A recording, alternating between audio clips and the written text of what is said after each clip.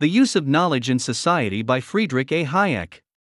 Practically every individual has some advantage over all others, because he possesses unique information of which beneficial use might be made. September 1945. 1. What is the problem we wish to solve when we try to construct a rational economic order? On certain familiar assumptions, the answer is simple enough. If we possess all the relevant information, if we can start out from a given system of preferences, and if we command complete knowledge of available means, the problem which remains is purely one of logic. That is, the answer to the question of what is the best use of the available means is implicit in our assumptions. The conditions which the solution of this optimum problem must satisfy have been fully worked out and can be stated best in mathematical form. Put at their briefest, they are that the marginal rates of substitution between any two commodities or factors must be the same in all their different uses. This, however, is emphatically not the economic problem which society faces. And the economic calculus which we have developed to solve this logical problem, though an important step toward the solution of the economic problem of society, does not yet provide an answer to it. The reason for this is that the data from which the economic calculus starts are never for the whole society given to a single mind which could work out the implications, and can never be so given. The peculiar character of the problem of a rational economic order is determined precisely by the fact that the knowledge of the circumstances of which we must make use never exists in concentrated or integrated form, but solely as the dispersed bits of incomplete and frequently contradictory knowledge which all the separate individuals possess. The economic problem of society is thus not merely a problem of how to allocate given resources if given is taken to mean given to a single mind which deliberately solves the problem set by these data. It is rather a problem of how to secure the best use of resources known to any of the members of society, for ends whose relative importance only these individuals know. Or, to put it briefly, it is a problem of the utilization of knowledge which is not given to anyone in its totality. This character of the fundamental problem has, I am afraid, been obscured rather than illuminated by many of the recent refinements of economic theory, particularly by many of the uses made of mathematics. Though the problem with which I want primarily to deal in this paper is the problem of a rational economic organization, I shall in its course be led again and again to point to its close connections with certain methodological questions. Many of the points I wish to make are indeed conclusions toward which diverse paths of reasoning have unexpectedly converged. But as I now see these problems, this is no accident. It seems to me that many of the current disputes with regard to both economic theory and economic policy have their common origin in a misconception about the nature of the economic problem of society. This misconception in turn is due to an erroneous transfer to social phenomena of the habits of thought we have developed in dealing with the phenomena of nature. 2. In ordinary language, we describe by the word planning the complex of interrelated decisions about the allocation of our available resources. All economic activity is in this sense planning, and in any society in which many people collaborate, this planning, whoever does it, will in some measure have to be based on knowledge which, in the first instance, is not given to the planner, but to somebody else, which somehow will have to be conveyed to the planner. The various ways in which the knowledge on which people base their plans is communicated to them is the crucial problem for any theory explaining the economic process, and the problem of what is the best way of utilizing knowledge initially dispersed among all the people is at least one of the main problems of economic policy or of designing an efficient economic system. The answer to this question is closely connected with that other question which arises here, that of who is to do the planning. It is about this question that all the dispute about economic planning centers. This is not a dispute about whether planning is to be done or not. It is a dispute as to whether planning is to be done centrally, by one authority for the whole economic system, or is to be divided among many individuals.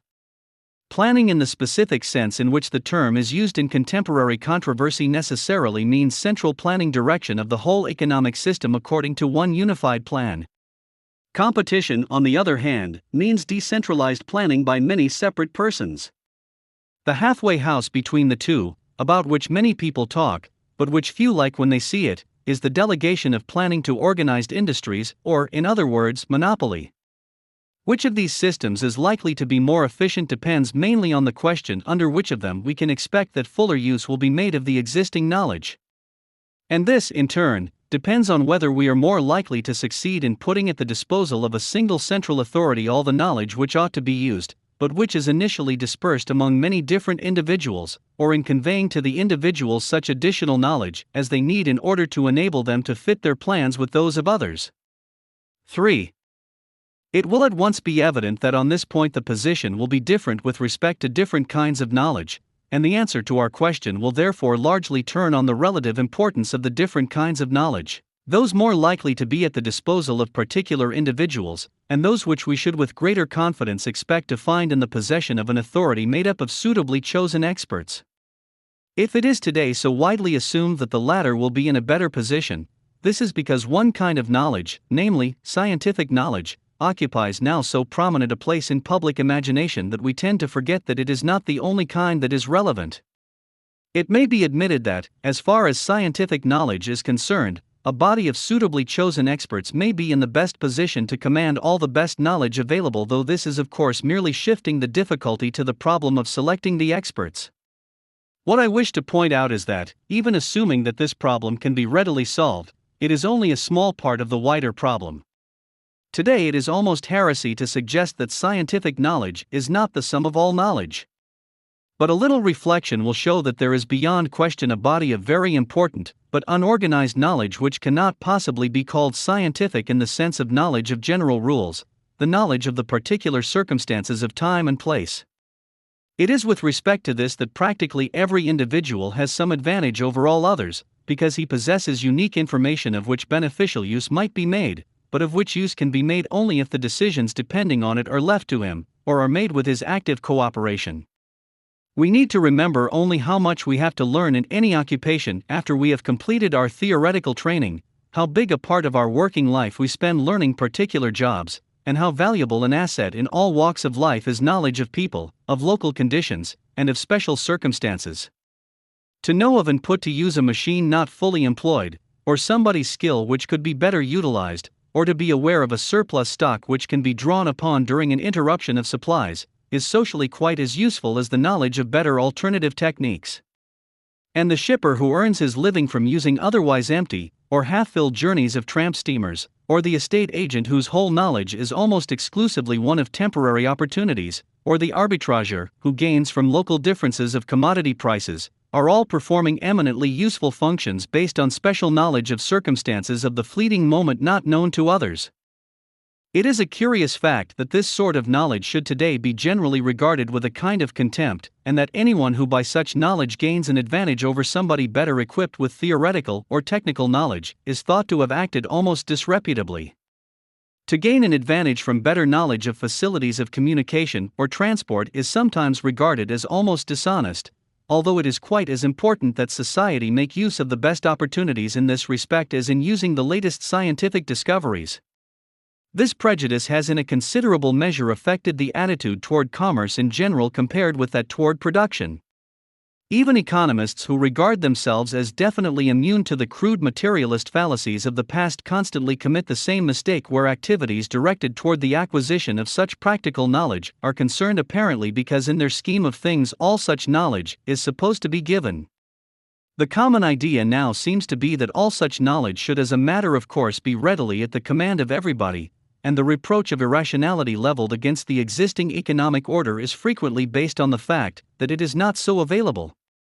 This view disregards the fact that the method by which such knowledge can be made as widely available as possible is precisely the problem to which we have to find an answer. 4. If it is fashionable today to minimize the importance of the knowledge of the particular circumstances of time and place, this is closely connected with the smaller importance which is now attached to change as such. Indeed, there are few points on which the assumptions made, usually only implicitly, by the planners differ from those of their opponents as much as with regard to the significance and frequency of changes which will make substantial alterations of production plans necessary. Of course, if detailed economic plans could be laid down for fairly long periods in advance, and then closely adhered to, so that no further economic decisions of importance would be required, the task of drawing up a comprehensive plan governing all economic activity would be much less formidable. It is, perhaps, worth stressing that economic problems arise always and only in consequence of change. So long as things continue as before, or at least as they were expected to, there arise no new problems requiring a decision, no need to form a new plan.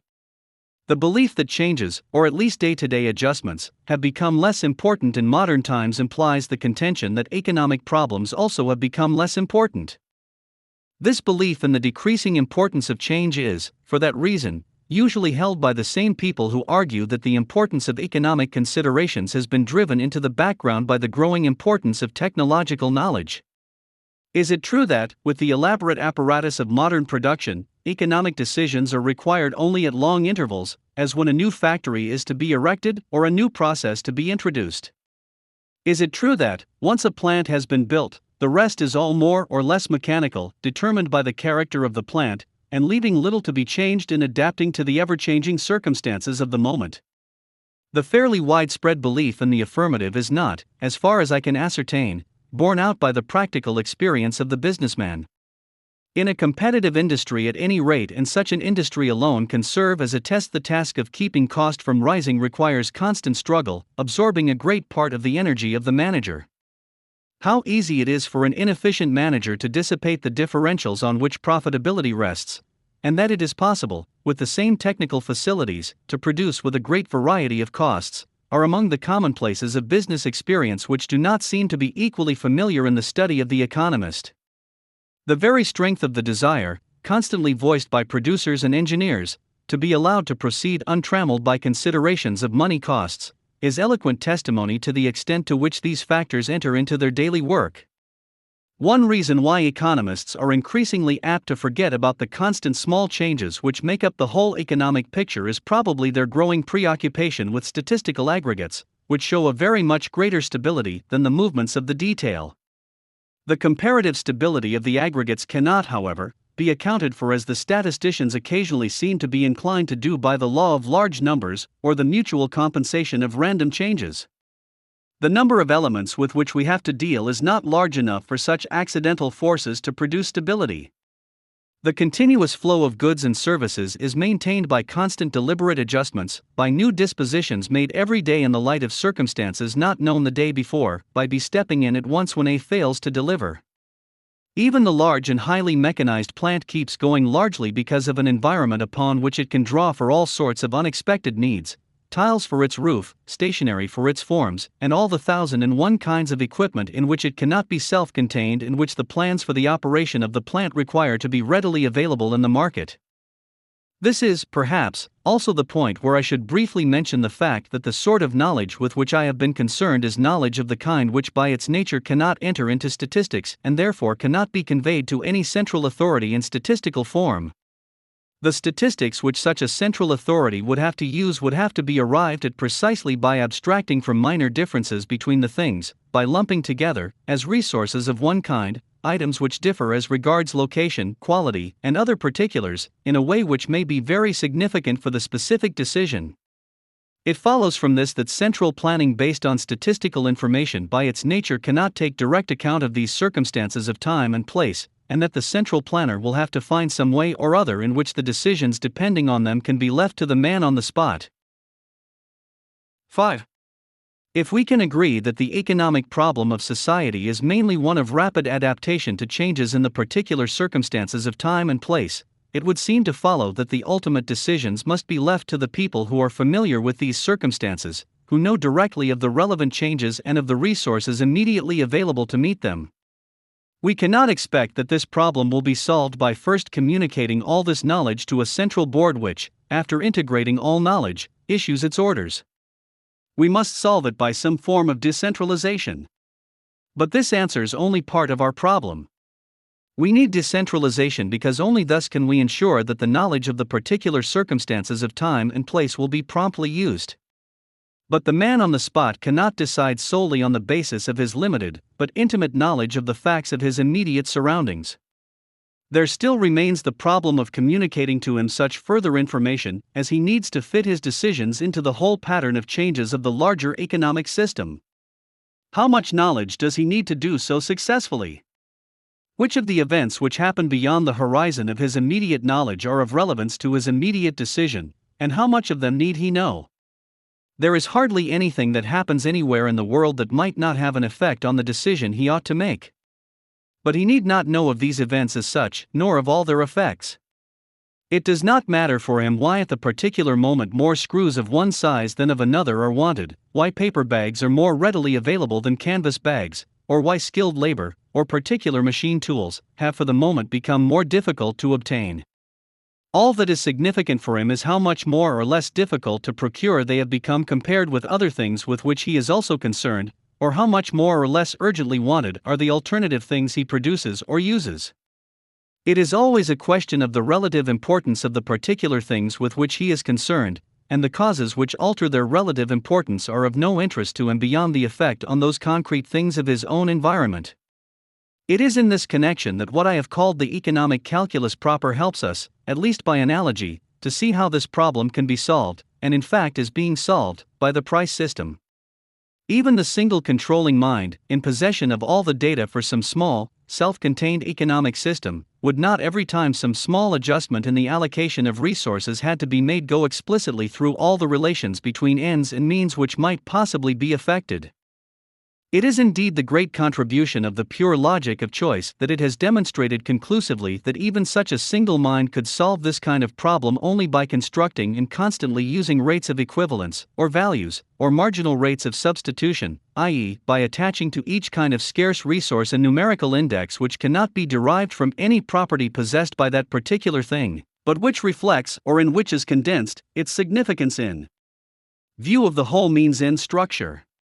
In any small change he will have to consider only these quantitative indices, or values, in which all the relevant information is concentrated, and, by adjusting the quantities one by one, he can appropriately rearrange his dispositions without having to solve the whole puzzle ab initio, or without needing at any stage to survey it at once in all its ramifications.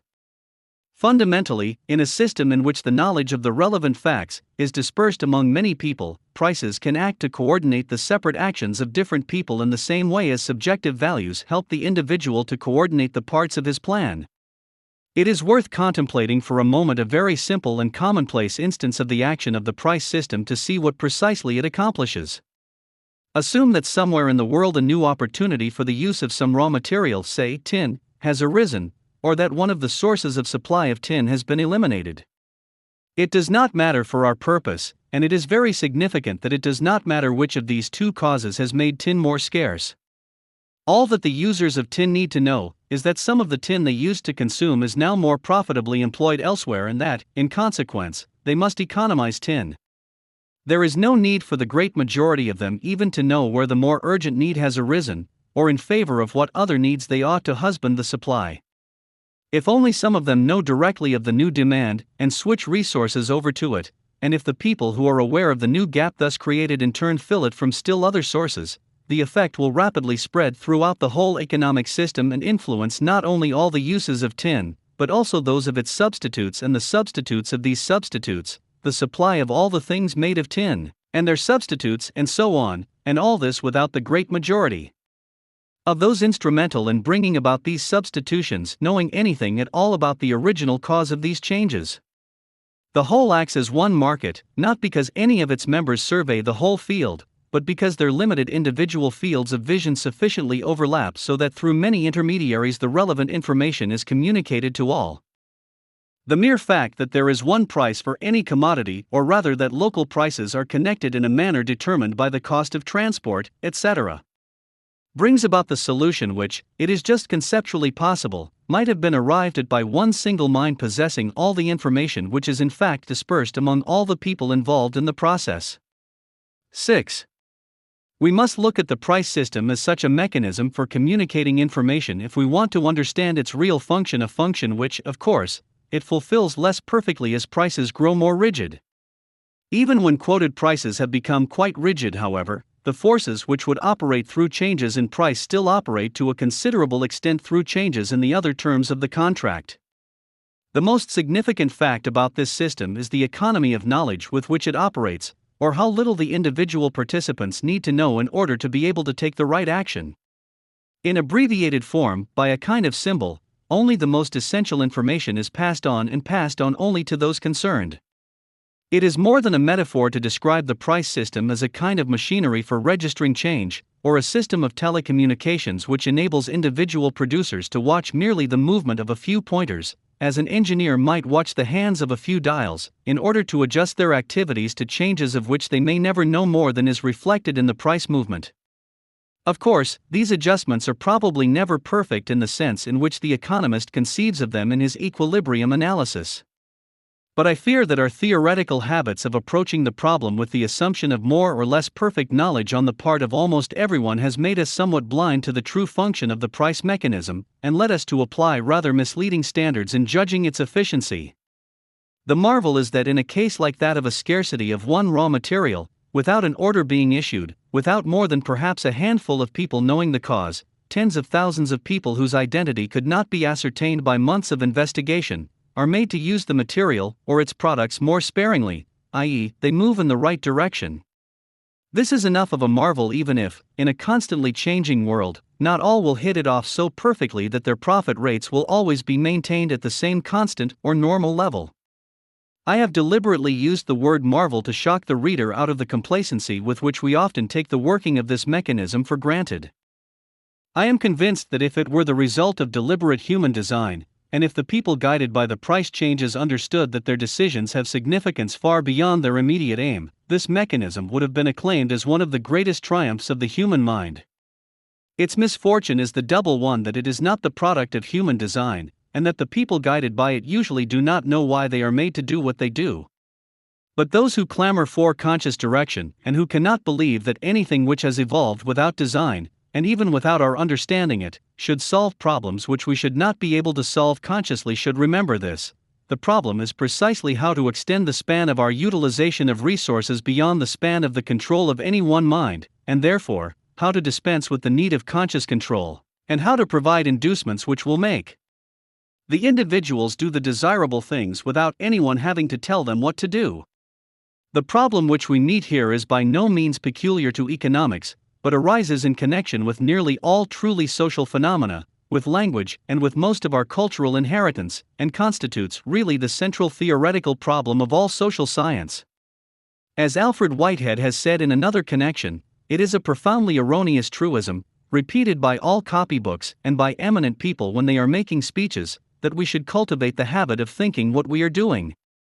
The precise opposite is the case. Civilization advances by extending the number of important operations which we can perform without thinking about them. This is of profound significance in the social field. We make constant use of formulas, symbols, and rules whose meaning we do not understand and through the use of which we avail ourselves of the assistance of knowledge which individually we do not possess. We have developed these practices and institutions by building upon habits and institutions which have proved successful in their own sphere, and which have in turn become the foundation of the civilization we have built up.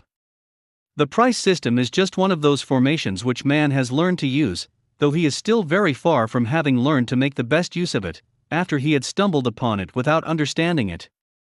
Through it not only a division of labor, but also a coordinated utilization of resources based on an equally divided knowledge has become possible.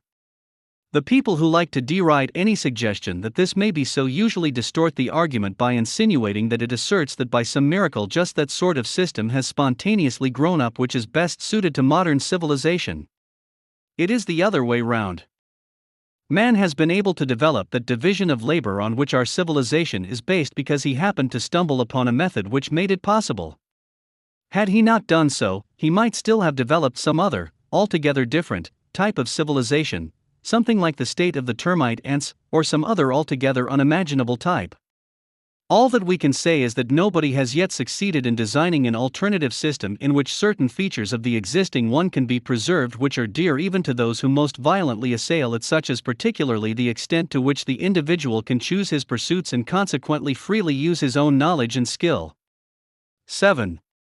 It is in many ways fortunate that the dispute about the indispensability of the price system for any rational calculation in a complex society is now no longer conducted entirely between camps holding different political views. The thesis that without the price system we could not preserve a society based on such extensive division of labor as ours was greeted with a howl of derision when it was first advanced by von Mises 25 years ago. Today the difficulties which some still find in accepting it are no longer mainly political, and this makes for an atmosphere much more conducive to reasonable discussion. When we find Leon Trotsky arguing that economic accounting is unthinkable without market relations, when Professor Oscar Lang promises Professor von Mises a statue in the marble halls of the future Central Planning Board, and when Professor Abba P. Lerner rediscovers Adam Smith and emphasizes that the essential utility of the price system consists in inducing the individual, while seeking his own interest, to do what is in the general interest, the differences can indeed no longer be ascribed to political prejudice. The remaining dissent seems clearly to be due to purely intellectual, and more particularly methodological, differences. A recent statement by Professor Joseph Schumpeter in his Capitalism, Socialism, and Democracy provides a clear illustration of one of the methodological differences which I have in mind. Its author is preeminent among those economists who approach economic phenomena in the light of a certain branch of positivism. To him, these phenomena accordingly appear as objectively given quantities of commodities impinging directly upon each other, almost, it would seem, without any intervention of human minds. Only against this background can I account for the following, to me startling, pronouncement. Professor Schumpeter argues that the possibility of a rational calculation in the absence of markets for the factors of production follows for the theorist from the elementary proposition that consumers, in evaluating, demanding, consumers' goods ipso facto also evaluate the means of production which enter into the production of these goods. Asterisk 1. Taken literally, this statement is simply untrue. The consumers do nothing of the kind. What Professor Schumpeter's ipso facto presumably means is that the valuation of the factors of production is implied in, or follows necessarily from, the valuation of consumers' goods. But this, too, is not correct. Implication is a logical relationship which can be meaningfully asserted only if propositions simultaneously present to one and the same mind. It is evident, however, that the values of the factors of production do not depend solely on the valuation of the consumer's goods, but also on the conditions of supply of the various factors of production. Only to a mind to which all these facts were simultaneously known would the answer necessarily follow from the facts given to it. The practical problem, however, arises precisely because these facts are never so given to a single mind, and because, in consequence, it is necessary that in the solution of the problem knowledge should be used that is dispersed among many people. The problem is thus in no way solved if we can show that all the facts, if they were known to a single mind, as we hypothetically assume them to be given to the observing economist, would uniquely determine the solution. Instead, we must show how a solution is produced by the interactions of people, each of whom possesses only partial knowledge. To assume all the knowledge to be given to a single mind in the same manner in which we assume it to be given to us as the explaining economists, is to assume the problem away, and to disregard everything that is important and significant in the real world. That an economist of Professor Schumpeter's standing should thus have fallen into a trap which the ambiguity of the term datum sets to the unwary can hardly be explained as a simple error. It suggests rather that there is something fundamentally wrong with an approach which habitually disregards an essential part of the phenomena with which we have to deal, the unavoidable imperfection of man's knowledge and the consequent need for a process by which knowledge is constantly communicated and acquired. Any approach, such as that of much of mathematical economics with its simultaneous equations, which in effect starts from the assumption that people's knowledge corresponds with the objective facts of the situation, systematically leaves out what is our main task to explain. I am far from denying that in our system equilibrium analysis has a useful function to perform. But when it comes to the point where it misleads some of our leading thinkers into believing that the situation which it describes has direct relevance to the solution of practical problems, it is high time that we remember that it does not deal with the social process at all, and that it is no more than a useful preliminary to the study of the main problem. This article was first published in American Economic Review, Volume 35, Number 4, September 1945, page 519-30. F. A. Hayek, 1899-1992, is undoubtedly the most eminent of the modern Austrian economists, and a founding board member of the Mises Institute. Student of Friedrich von Wieser, protege and colleague of Ludwig von Mises, and foremost representative of an outstanding generation of Austrian school theorists, Hayek was more successful than anyone else in spreading Austrian ideas throughout the English-speaking world. He shared the 1974 Nobel Prize in Economics with ideological rival Gunnar Myrdal for their pioneering work in the theory of money and economic fluctuations, and for their penetrating analysis of the interdependence of economic, social, and institutional phenomena. Among mainstream economists, he is mainly known for his popular The Road to Serfdom, 1944.